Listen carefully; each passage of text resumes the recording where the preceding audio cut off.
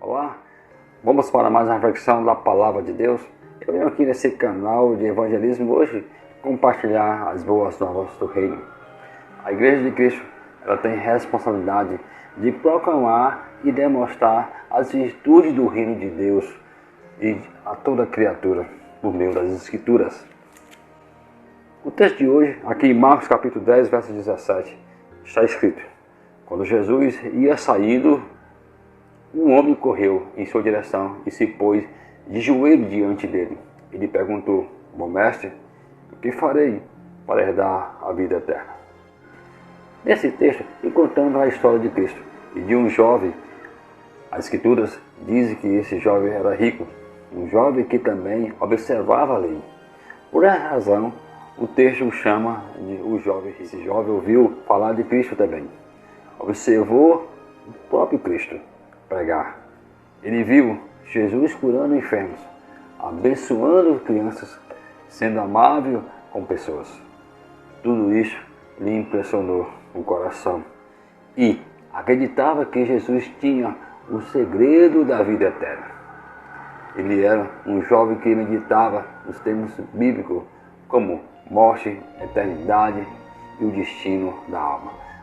Esse jovem, que as Escrituras não revelam o nome, estava preocupado com o seu destino.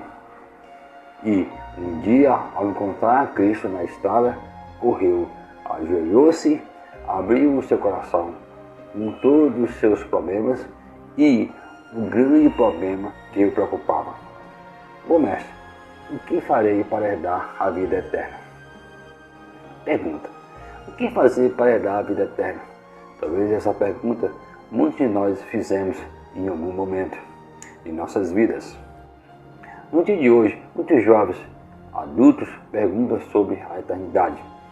Hoje, mais ou menos 74% dos jovens dizem que estão confusos, não sabem o que fazer, por onde seguir e nem em quem acreditar.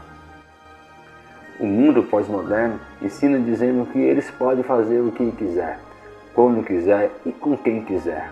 Mas a Bíblia, inspirada por Deus, diz ao contrário. Diz: filho, tenha cuidado.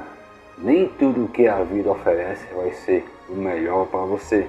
O texto de Provérbios, capítulo 14, verso 12, ensina: assim está escrito que há caminhos que parecem certos ao homem, mas no final conduz à morte.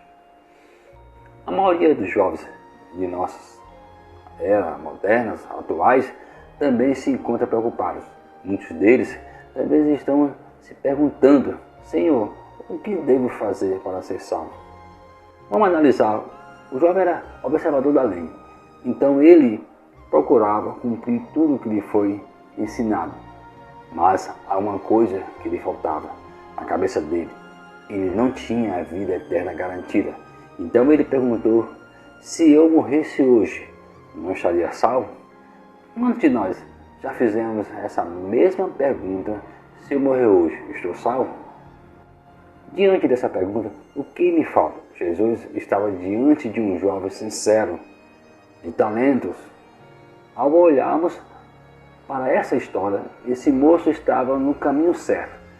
Tinha tudo para ser um grande futuro fantástico. Fazia tudo certinho. E mais ainda, era rico e influente. Tudo que muita gente deste mundo deseja. Mas, queridos amigos, olhando para o texto, assim como estava faltando alguma coisa na vida daquele jovem rico, assim também está faltando em nossas vidas. Jesus sabe o que é, portanto, deixe que Jesus o ajude nesse momento. Buscai agora. O jovem rico lança uma outra pergunta para Jesus: mestre, o que me falta ainda? E Jesus, olhando para ele com carinho, com amor, disse: filho, só te falta uma coisa. Vá, vende tudo que tem, dá aos pobres e terás um tesouro no céu. Então vem e siga-me. Perceba a maneira como Jesus tratou este jovem. Tratou com carinho, com amor, mostrou compreensão.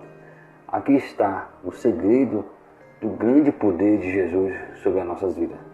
Ele amava, ele ama as pessoas. Ele ama você. Busque agora. Jesus, Ele compreende as lutas que estão dentro do seu coração. Ele sabe o que se sente, o que você sente nesse momento.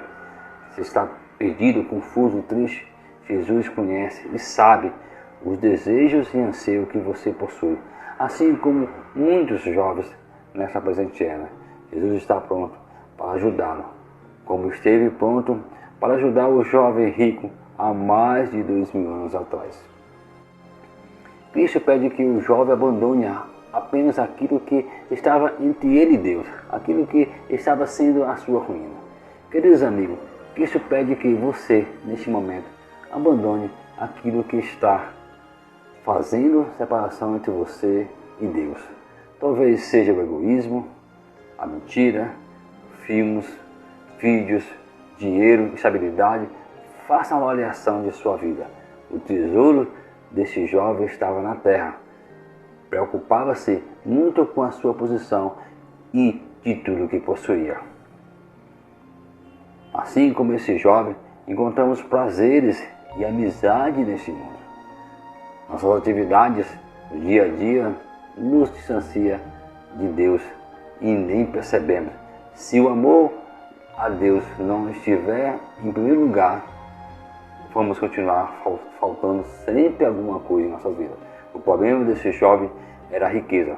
O seu problema pode ser outro. Cada um de nós não tiver uma entrega por completo, como poderemos dizer que somos servos do Senhor Jesus? Enquanto Cristo conversava com este moço, esperava que ele cedesse ao convite do Espírito Santo. O jovem rico não quis renunciar ao tesouro terrestre, que era visível. Ele se recusou ao vencimento da vida eterna e foi embora. Quantas vezes muitos de nós já nos comportamos assim?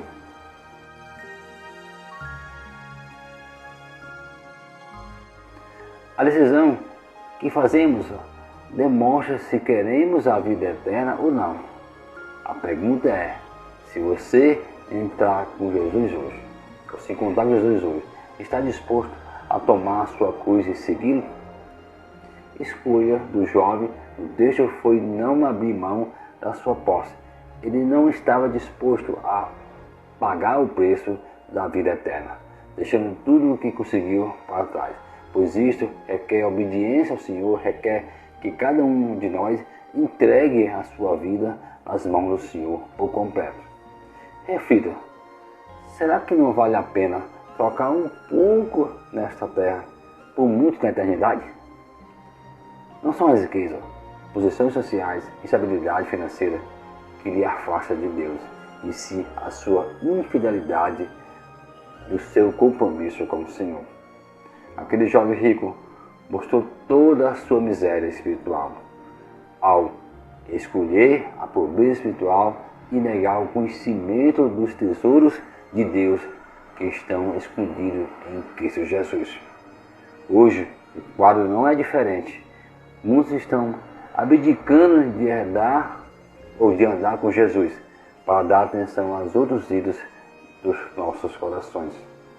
A principal característica da Igreja de Deus aqui na Terra é a pregação cristocêntrica. Por essa razão, devemos proclamar com absoluta fidelidade a fim de que as boas novas cheguem a toda a humanidade. Fica aqui a reflexão e eu desejo a paz e a graça de Cristo Jesus.